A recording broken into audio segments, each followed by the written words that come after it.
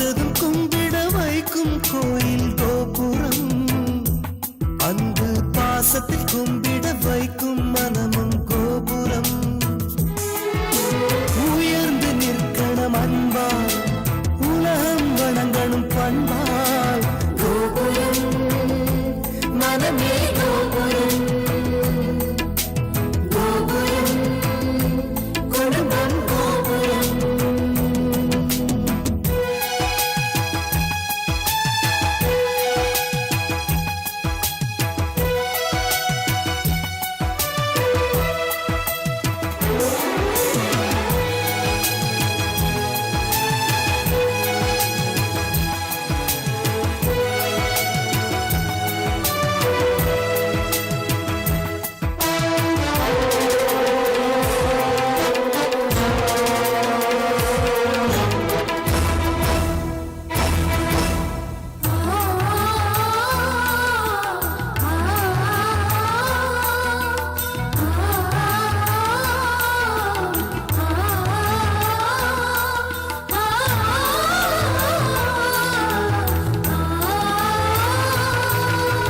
ஒருவரை ஒருவர் உணர்ந்து உள்ளங்கள் அன்பிலே இணைந்து, வேதங்கள் என்பதை மறந்து பொறுமையில் இமயம் அடைந்து, பாசத்தின் பலங்களை அறிந்து பண்பெனும் பாதையில் நடந்து, கண்ணென உறவினில் மகிழ்ந்து தூணென குடும்பத்தை சுமந்து, கோயிலை போலே குடும்பமும் அமைந்தால் சொர்க்கம் நிஜமாகும். கூட்டு குடும்பத்தின் பொறுமை உணர்ந்திடும் போது கோபுரம் போலாகும். கோபுரம் மனமே கோபுரம், கோபுரம் குடும்பம் கோபுரம். பார்த்ததும் கும்பிட வைக்கும் கோயில் கோபுரம், அன்பு பாசத்தில் கும்பிட வைக்கும் மனமும் கோபுரம். பார்த்ததும் கும்பிட வைக்கும் கோயில் கோபுரம், அன்பு பாசத்தில் கும்பிட வைக்கும் மனமும் கோபுரம். உயர்ந்து நிற்கணும் அன்பால், உலகம் வணங்கணும் பண்பால்.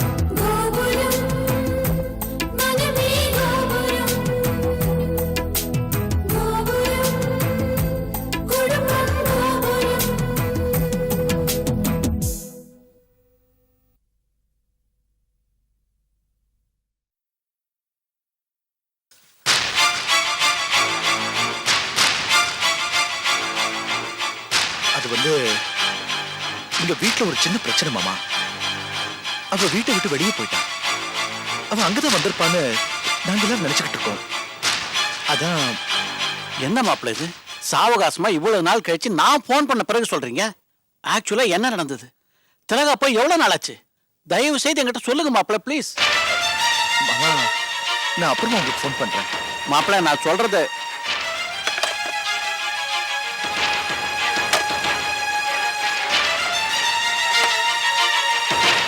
டேய் வெங்கட், என்னடாச்சு?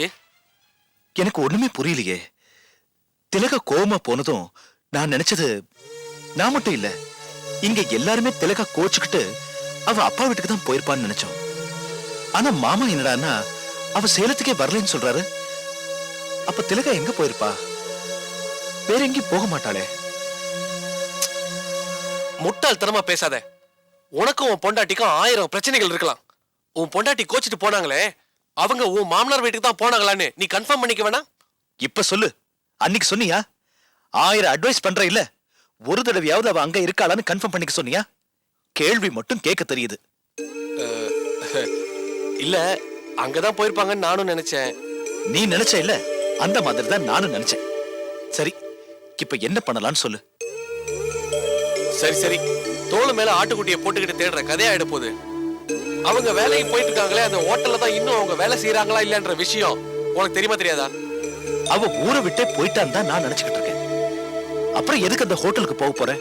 இல்ல போன் தான் பண்ண போறேன்? நான் அங்க போகவும் இல்ல, போனும் பண்ணல. அவளை பத்தி நினைக்கிறதே இல்ல. இப்ப என் மாமனார் போன் பண்ணதுதான் எனக்கு டென்ஷனா இருக்கு. ரைட், உன் கோபதாவெல்லாம் அப்புறம் இப்ப அவங்க எங்க இருக்காங்கன்றத தெரிஞ்சுக்கிட்டு உன் மாமனாருக்கு சொல்ல வேண்டியது உன் கடமை, உன் பொறுப்பும் கூட. அந்த ஹோட்டலுக்கு போன் போடு. சரி, நான் நம்பர் சொல்றேன், நீயே பண்ணு. நம்பர் சொல்லு. 82816663. 8281.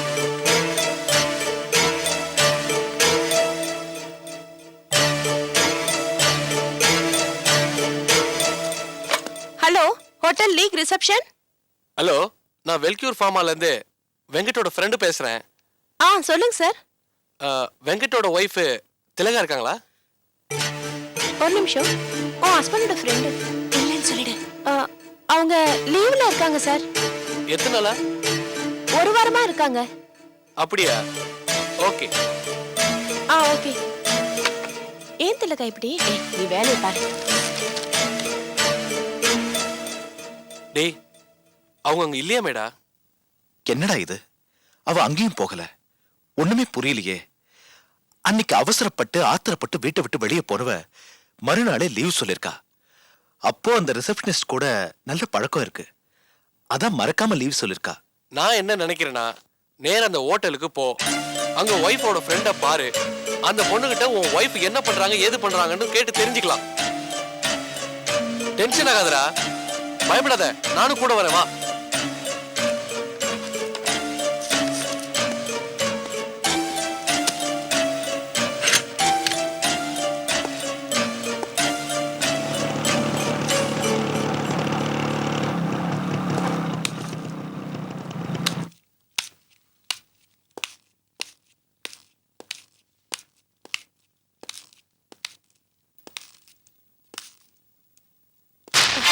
Okay sir.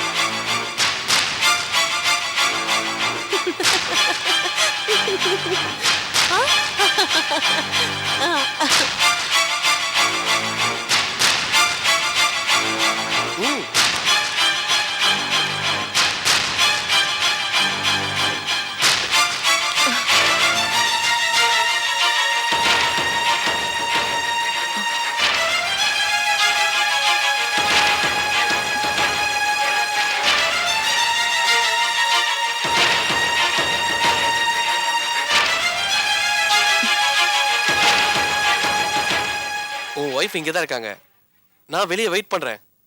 நீ என்ன பேசணுமோ அதை பேசிட்டு கோவப்படாம வா. என்ன? கொஞ்ச நேரத்துக்கு முன்னால ஆபீஸ்ல இருந்து ஃபோன் பண்ணப்போ திலகா இல்லைன்னு சொன்னது நீங்க தானே? சாரி சார், திலகா தான் ஒரு வாரம் லீவ்ல இருக்கிறதா சொல்ல சொன்னாங்க.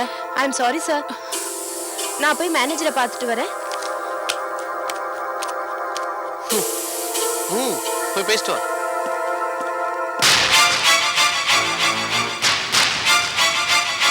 மனசு கல்லா இருக்கிறவங்கள பத்தி கேள்விப்பட்டிருக்கேன், ஆனா கல்லே உனக்கு மனசா இருக்கேடி. உன்னை தேடி காணும்னு சொல்லிட்டு டென்ஷன் ஆகி அலறி அடிச்சு இங்க ஓடி வரல. சேலத்துல உங்க அப்பா போன் பண்ணாரு, நீ அங்கதான் இருக்கணும்னு நாங்க எல்லாரும் நினைச்சுக்கிட்டு இருக்கோம். பிரியா உன்னை பார்க்கணும்னு லெட்டர் போட்டு உங்க அப்பா நீ அங்க இல்லையேன்னு அலறி அடிச்சுட்டு போன் பண்ணாரு. நீ நம்ம வீட்டுக்கு வரணும்னு நான் எதிர்பார்க்கல, ஆனா எங்க இருக்க, என்ன பண்ணிக்கிட்டு இருக்க, உயிரோட தான் இருக்கியான்னு உங்க அப்பாவுக்கு தகவல் சொல்ல வேண்டியது என் கடமை. எனக்கு பொண்ணு கொடுத்திருக்காரே, அவருக்கு நான் பதில் சொல்லி ஆகணும். அதுக்காகத்தான் இங்க வந்தேன். இப்ப நல்லா தெரிஞ்சுக்கிட்டேன், உன்னை பத்தி அவர்கிட்ட எப்படி சொல்லணுமோ அப்படி சொல்லிக்கிறேன்.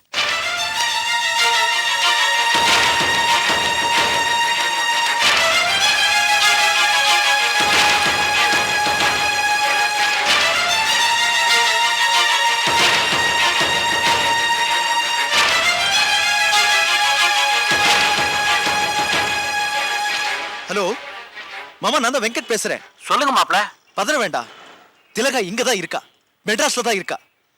நம்ம உயிரை வாங்குறதுக்குன்னே உயிரோட தான் இருக்கா, ஆனா என் கூட இல்லை. வச்சுட்டுங்களா?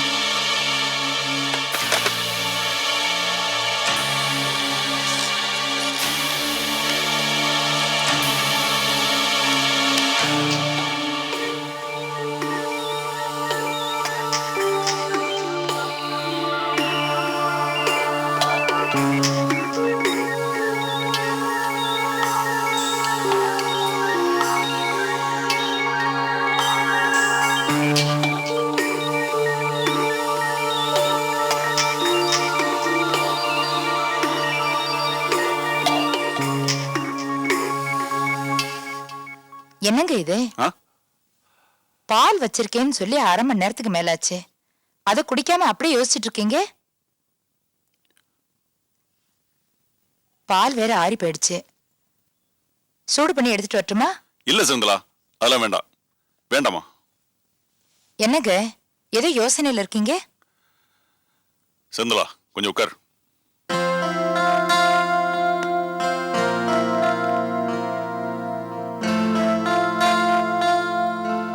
இல்ல, என் ஃப்ரெண்டு கோபிநாத் இருக்கானே, ம்.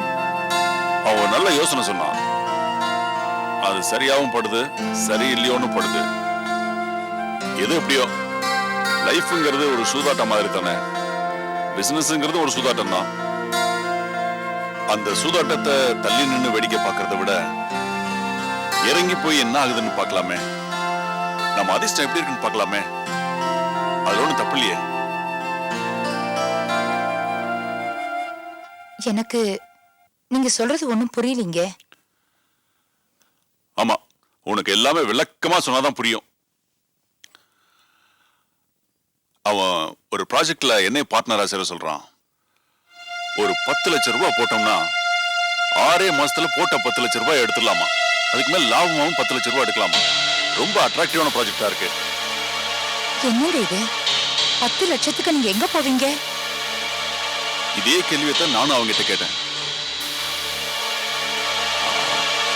நம்ம வீட்டு பத்திரத்தை ஒரு மார்வாடிகிட்ட கொடுத்தோம்னா கடன் கொடுப்பான். 6 மாசத்துல அந்த கடன் அடிச்சிடலான்னு சொன்னான். 6 மாசம் தானே செந்திலா, நீ என்ன நினைக்கிற? ஐயோ, என்னங்க இது? நீங்க சம்பாதிச்சதுல இந்த வீடு ஒண்ணுதான் உருப்படியா இருக்கு. நாம ஒரு பொண்ணு வேற வச்சிருக்கோங்க. எதுக்குங்க சொத்தெல்லாம் அடமானம் வச்சுக்கிட்டு?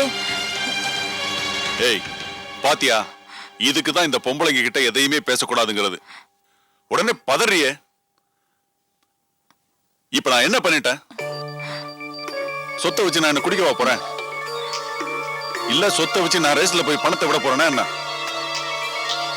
தொழிலுக்காக அடமானம் வைக்கிறது எங்கேயுமே சகஜம் தானே. சம்பாதிச்சு கொடுக்கும் போது எதையுமே கேட்க மாட்டேங்கிறீங்க. கஷ்டம்னு வந்தா எதையும் கொடுக்கவும் மாட்டீங்க.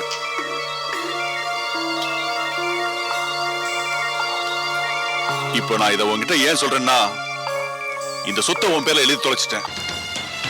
உன்னை திடீர்னு மார்வாடிகிட்ட கூட்டிட்டு போய் கடன் கேட்டா அங்க வச்சு ஏன் எதுக்குன்னு 1000 கேள்வி கேட்பேன். அதுக்காக தான் இவ்வளவு டீட்டெயிலா பேசிட்டு இருக்கேன். சம்பாதிக்க வேற வழியே இல்லையா? எப்படி சம்பாதிக்க முடியும்? லட்சமா சம்பாதிக்கணுமா வேணாமா? அதுக்கு வழிகாட்டுறதுக்கு ஒரு நல்ல மனுஷன் கிடைச்சிருக்கான். ஒருத்தன் சொல்றான், ரிஸ்க் எடுத்து பார்க்கணுமா வேண்டாமா? பாருங்க, இதெல்லாம் நல்லா இல்லைங்க. கோபிநாத் பார்வையே எனக்கு பிடிக்கல. அவன் சொல்ற எந்த யோசனை எனக்கு பிடிக்கலைங்க. வேண்டாங்க, நீங்க அவங்க கூட பழகுறதையே விட்டுடுங்க. இத பாரு, யாரு கூட பழகுறது யாரு கூட பழகக்கூடாதுன்னு எனக்கு நல்லா தெரியும். நீ இந்த யோசனை எல்லாம் சொல்ல வேண்டாம்.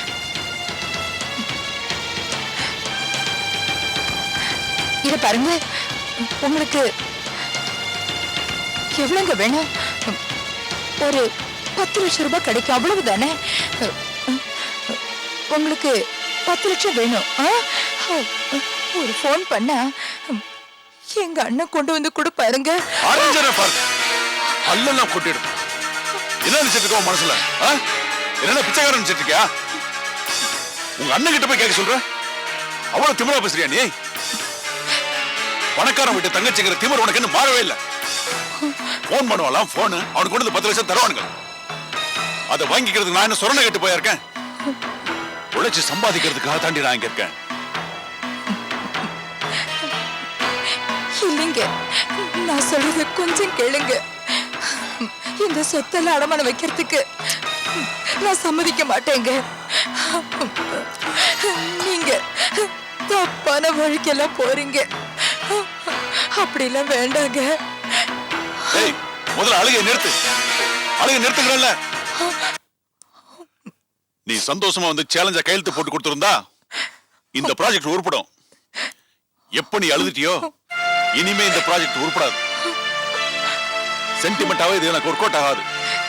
விட்டு இதை நான் அவங்ககிட்ட எப்படி சொல்லணும் அப்படி சொல்லிக்கிறேன். போ போய் படு. போங்கறல்ல போ.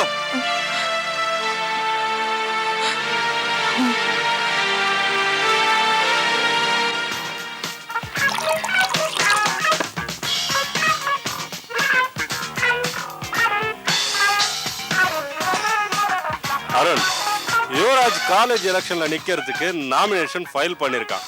அவன் சேர்மன் ஆகணும். அவன் சேர்மன் ஆகிறது உன் கையில தான் இருக்கு. டேய், இந்த எலெக்ஷனுக்கு எவ்வளோடா செலவாகும்? இந்த போஸ்டர் அடிக்கிறது மற்ற செலவெல்லாம் சேர்த்து ஒரு 50,000 ரூபா ஆகுமாடா? டேய், கேளுடா, உரிமையோட கேளுடா. கோடீஸ்வரம் வீட்டு புள்ளடா. என்ன யுவராஜ் காலேஜ் எலெக்ஷன்ல நின்று சேர்மனா ஜெயிக்கிறது எனக்கும் சந்தோஷம்தான். ஆனா அவன்கிட்ட இல்லாத காசா? டேய், என்கிட்ட காசு இல்லாம இல்லடா, இப்போ டைட்டா இருக்கு. முன்ன மாதிரி அப்பா அம்மா கிட்ட என்னால கேட்கவே முடியல. சேர்மன் எலெக்ஷன்ல எவ்வளவு செலவாகும்னு உனக்கு தெரியாதா? சட்டசபை எலெக்ஷன் மாதிரி செலவு ஜாஸ்தி ஆயிடும். இப்பெல்லாம் பசங்களை ட்ரிங்க்ஸ்ல ஊத்தி குளிப்பாட்டி நம்ம ஓட்டு வாங்க வேண்டியதா இருக்கு. முன்னெல்லாம் ஒருத்தர் 2 பேர் தான் குடிப்பானுங்க. இப்போ ஒருத்தர் 2 பேர் தான் குடிக்கவே மாட்டேங்கிறானுங்க. காலம் மாறி போச்சுடா. நீ என்ன பண்ற? என் பேர்டனை குறைச்சா போதும். ஒரு 50,000 நீ எனக்கு கொடுத்தனா ஆஃப்டர் எலெக்ஷன் கண்டிப்பா நான் அதை ரிட்டர்ன் பண்ணிடுறேன். ஒரு சின்ன அட்ஜஸ்ட்மெண்ட் தானடா. டே டே டே டே, உன் ஸ்டேட்டஸ்க்கு கொடுத்து ஹெல்ப் பண்றா. சரிடா. கூடிய சீக்கிரமே அந்த 50,000 ருபீஸ்க்கு நான் ஏற்பாடு பண்றேன். நம்ம காலேஜ் எலெக்ஷன்ல ஜெயிக்கணும்.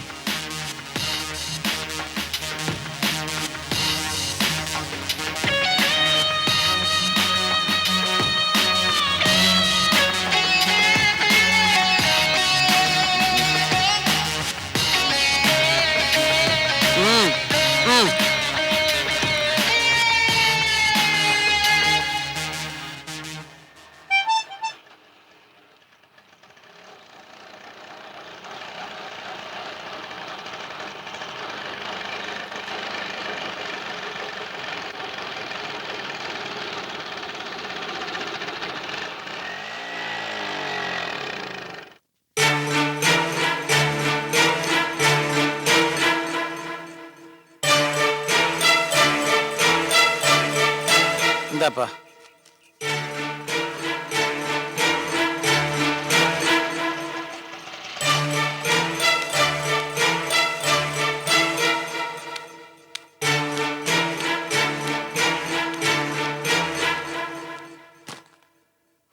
மாப்பிள, வாங்க மாமா. என்ன மாப்பிள, போன்ல பாதி சொல்லி பாதி சொல்லாம என்ன பதற வச்சிட்டீங்க?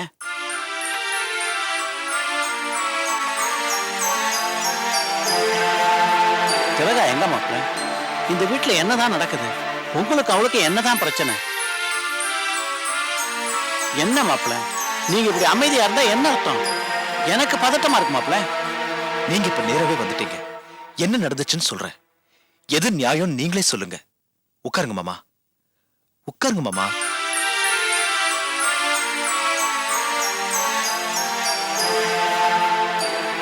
சொல்லுங்க மாப்பிள, அப்படி என்னதான் நடந்தது?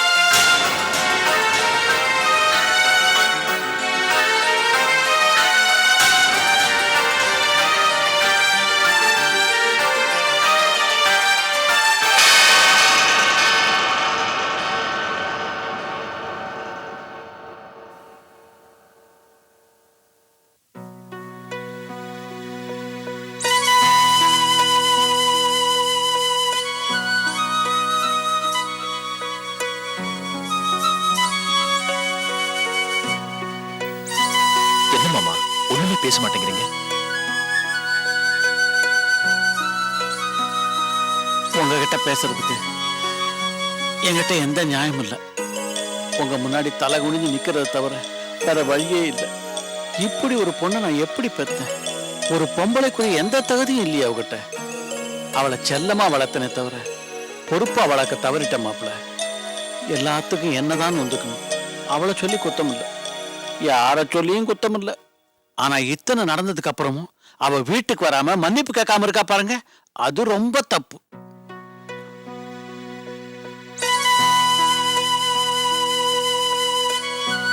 இவ்வளவு நடந்ததுக்கு அப்புறமும் பொண்ணை பெத்தவன்ற முறையில என்னோட ஆசை என்ன தெரியுமா? நடந்தது எல்லாத்தையும் எல்லாரும் மறந்துட்டு நாம எல்லாரும் ஒன்னா இருக்கணும்ன்றதுதான் மாப்பிள்ள என்னோட ஆசை. என்ன நடந்துச்சுன்னு நான் சொல்லிட்டேன். எது நியாயம்னு நீங்களும் உணர்ந்துட்டீங்க. இனிமே என்ன நடக்கணுங்கிறத நீங்களே யோசிச்சு ஒரு நல்ல முடிவை சொல்லுங்க மாமா.